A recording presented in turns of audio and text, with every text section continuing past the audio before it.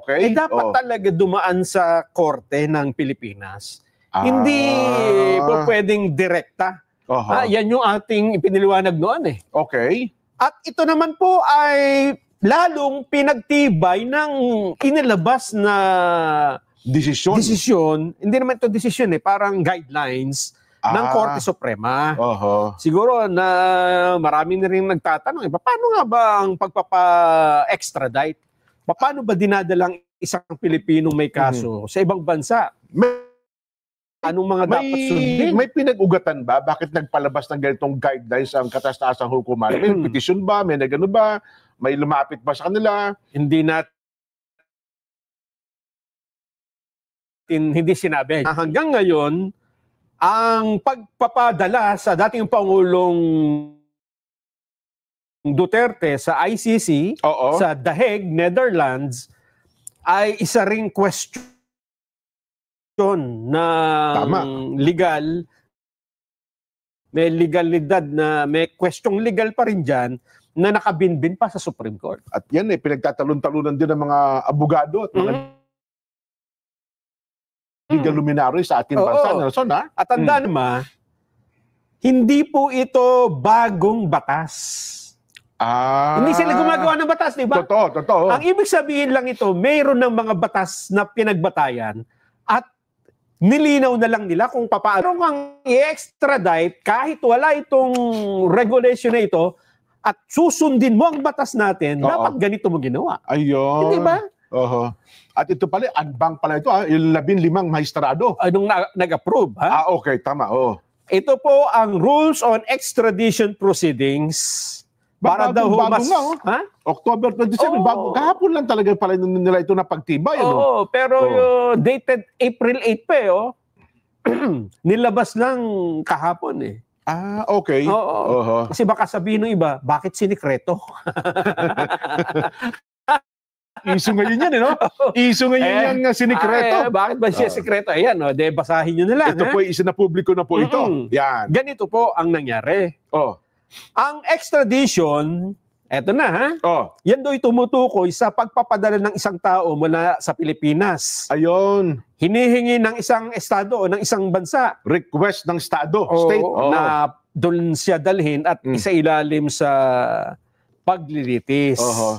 Investigasyon o anuman. Yan, to place them at the disposal of foreign authorities. Ayun pala ang ibig sabihin, okay? Ang extradite naman ay yung sino mang individual na pinaniniwalang nasa teritoryo ng Pilipinas na hinihiling na ma-extradite. Ito yun yung tao. Yan. So ito ay maaaring, halimbawa, ang humihingi ay Amerika. Yan, O pwedeng citizen ng, American citizen din. Kasi nandun yung kaso. Halimbawa, Juan de la Cruz, isang US citizen pero nasa Pilipinas, hihilingin nilang maiuwi sa Amerika. Dahil nandun yung kaso. Yun, Ay paano na halimbawa, isang Pilipino, Juan de la Cruz, pero may usapin sa iba, halimbawa, doon sa ibang bansa. Sa ibang bansa. Ganun din. Ayun. So, sumasaklaw ito sa lahat ng may kasong na wala sa Pilipinas at kailangan litisin sila sa ibang bansa. Okay. Eto na. Ang panuntunan po ay sumasaklaw sa lahat ng extradition proceedings, kabilang ang mga kahilingan sa warrant of arrest, hold departure order at bail. Okay. Ibig sabihin, aarestuhin mo pa lang pala dyan, dapat susundin mo na yung... Ay, mga alituntunin, mga panuntunan. Yes. Eto. Papayagan lamang ang extradition kung ang ginawang pagkakasala ay may kaparusahan sa parehong batas ng Pilipinas at ng humihiling na estado. Ito po yung tinatawag na double criminality. Pero hindi naman kailangan na pareho ang terminolohiya basta ang kilos at krimen ay ng parehong bansa. Ibig sabihin, may pares tayong umiiral na batas. Okay. Kung ang extradite ay maglilingkod ng sentensya sa dayuhang estado, papayagan lamang ang extradition kung ang parusa ay hindi bababa sa 6 na buwan. Eto ang proseso, paano gagawin? Yan, yung pamamaraan. Okay.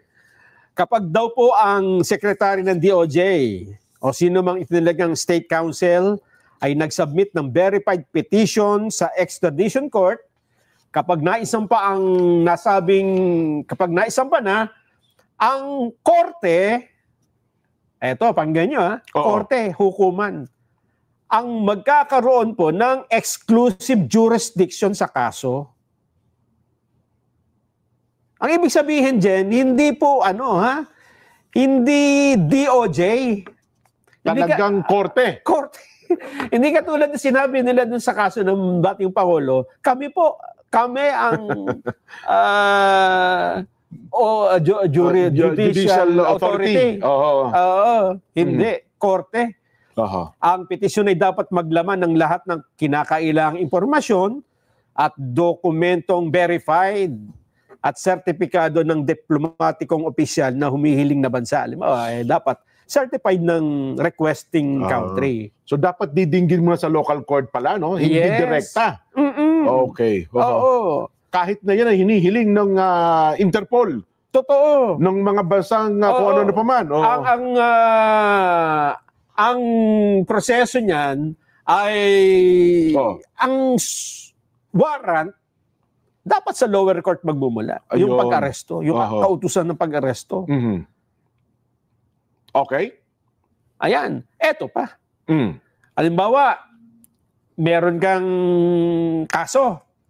Ipapa-extradite ka. Diba sinabi, Jen, may kaso ka sa Amerika doon ka didinggin. Yan. Aarestuhin ka namin. Teka muna. Pwede kang mag-file ng appeal. Maaari kang maghain ng appeal sa Court of Appeals na magpapasya sa loob ng 90 araw. Within 90 days. Hindi ka agad-agad na may so didinggin ka muna sa local court. Sa Court of Appeals. Yes. Ng bansang kinaroroonan mo. Dito sa Pilipinas kasi rules dito yan Hindi lang yung pwede ka nga magpiyansa Kung halimbawa, nasa ibang bansa naman, tayo naman ang humihiling. Halimbawa, Uncle Sam ng Amerika, may kasong kinakaharap sa Pilipinas, dapat sa Amerika, didinggin din muna nila yun. Di ba? Ganun pala. Ganun talaga ang patakaran. Hindi mo basta-basta mapapapunta sa Pilipinas yan. Hindi basta-basta makukuha. Kasi ganun naman talaga ang patakaran sa lahat ng halos bansa. Na sumusunod sila sa patakaran ng local court. Yan. So ano ang ibig sabihin nito? Ibig sabihin nito, mali po talaga yung ginawa sa pag-aresto nung nakaraan. Ganon. Dun sa basta na lang dinala na hindi dinaan sa kahit na aling korte, hindi ba? Kasi sila na judicial authority. Ayun nga. Di ba? Oo. Na umaakto dun Dalawa ang magiging implication nito. Sabihin ng iba, di mali talaga yung ginawa ninyo noon. Ang pangalawa, sasabihin nila, ay hindi mali. Kasi wala pa naman rules noon. Kumbaga, mutin academic na yan. Kalalabas lang yan Ngayon lang yan. Kaya lang, sabi nga natin, ito ay guidelines lang. Pero kung ang sinunod nyo ay batas talaga ng Pilipinas noong nangyari yan, ganito rin dapat ang susundin nyo, di ba? Kasi wala namang bagong batas na ginawa. Wala namang bagong batas Nilinaw lang kung paano mo susundin. Yan, Yes. Wala namang iniakdang bagong batas ang Kamara o ang Kongreso na ibinaliwanag ng Supreme Court. Wala, kundi itong mga batas na ito, umiiral na, naglabas na lamang ng guidelines sa katastasang hukuman. Kaya nga. Yan. Kaya ang implication nito, Jen, ay doon sa mga susunod. Halimbawa, di ba, may warrant of arrest daw si Senador Bato de la Rosa. Yan, nga pala. May warrant of arrest yung kung sino pa.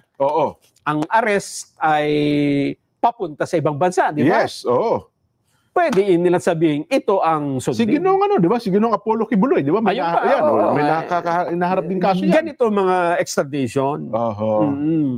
Pati yung sa ICC. Kasi wala namang, bagamat hindi sinasabi rito, na kasama rito yung kaso, yun kasi yung proseso ng kasi ang desisyon ng Korte Suprema, hindi naman tinutukoy doon sa isang personal na tao, isang particular na tao, kundi ito sa kabuuan ng proseso to proseso 邊間好呢？呢間酒店都幾好嘅，再抵啲咧就更好。 Ayun. So at least nalinaw nila yan. Malinaw na. Oho. Ang hindi dati naman malinaw yan. Ang hindi natin alam kung ano magiging desisyon nila. Kasi nakita na nila, di ba? Eto na. Anong desisyon nila dun sa pag-question sa pagdala ng dating Pangulong Duterte sa ICC? Ako sa tingin ko baka hindi na magpasya ang kataas-taas ang hukuman dyan. Kaya anong gagawin nila doon? Moot and academic? Kasi sabi nila, hindi na kami makapagpapasa dyan kasi nandun na ang Pangulong Duterte sa iba yung dagat. Pwede mo naman sa dahig na. Pwede mo naman sabihin na hindi po for academic discussion. Para hindi, halimbawa, meron pang ibang mga aarestuhin sa hinaharap. Ganyan siguro mangyayari. Para sa ICC, dapat merong desisyon na mapagbabatayan. Kasi kung sasabihin nilang mali yung ginawa na yun, iba'y maubliga tayong pauwi ng dati. Di ba? Hindi naman papayag yung ICC. Hindi naman. Kasi may mga petisyon na nga rin sa Rome Statute. Di ba? Pero dito pa lang dyan, makikita mo na, ha? Kasi i-interpret lang naman ng Supreme Court ang mga batas, di ba? Tama. So kahit wala nito, kung i-interpret nila ang pagpapadala sa dating Pangulo sa dahig, gamit ang mga batas na ginamit rin dito, sasabihin nga nila, mali yung ginawa. Wow. Diba? Nabasta na lang din nila doon. Well, malinaw na malinaw. Malinaw na malinaw. Ano ha? Ewan ko lamang, mga abogado. Hindi natin alam kung ano ang ilalabas nilang desisyon. Diba? Alam mo naman ng mga abogado, kahit malinaw na malinaw, minsan ang pasya, medyo palalabuhin na ng konti para medyo tuloy ang mga tao. Oo nga, may punto rin yun. Kaya nga, ang sabi nga ni Ombudsman Remulla, na dating DOJ Secretary, yes, you can bend the law. You can bend the law. Sabi nila, wag yun na ulit-ulitin yung masakit sa tenga. Masakit sa tenga ko yan. Parang hindi ako makahulagpos sa bagay na yan. Talaga naman. Ganun talaga. Nason.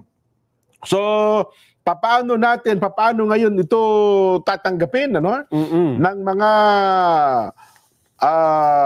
abogado dito sa ating bansa at ng mga korte?